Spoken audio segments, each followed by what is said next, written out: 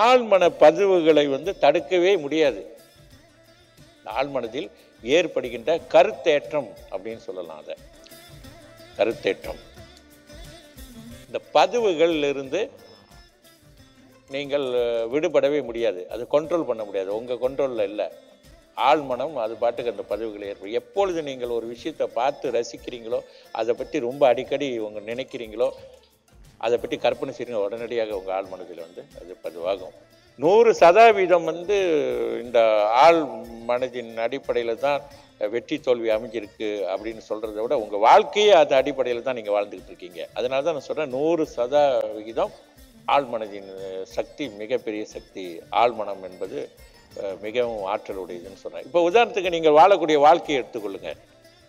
இவ்வளோ நேரம் ஆழ்மன பதிவை பற்றி பேசிக்கிட்டு இருந்தோம். இந்த ஆழ்மன பதிவின் அடிப்படையில் தான் நீங்கள் வாழ்ந்துக்கிட்டு இருக்கீங்க.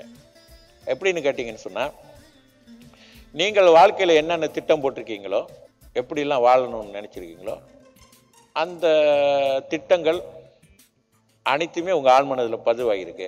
அதுக்கு ஏற்றாறு போல தான் உங்களுடைய நடை, உடை, பாவனை எல்லாமே அமைஞ்சிருக்கு. உண்ணக்கூடிய உணவுலேருந்து நீங்கள் சோகமாக இருக்கிறதும் சரி, கவலையாக இருக்கிறதும் சரி, எல்லாத்துக்குமே உங்களுடைய மனதில் உள்ள பதிவுகள் தான் முக்கிய காரணமாக இருக்குது. இதில் கவனிக்க வேண்டிய விஷயம், இந்த வெற்றி தோல்வி எப்படி ஏற்படுதுன்னா, வாழ்க்கையில் நீங்கள் ஒரு வியாபாரம் செய்கிறீங்க, பல முறை தோல்வி அடைஞ்சிருக்கீங்க. அந்த வியாபாரத்தில் முயற்சி செய்தோம், அதுக்கு வேறொருத்தர் காரணமாக இருக்கலாம், அல்லது நீங்களே ஒரு காரணமாக இருக்கலாம். அது உங்கள் மனதை மிகவும் பாதித்திருக்கலாம். அப்படி பாதிக்கும் பொழுது அது ஆழ்மனதிலே பதிவாகும்.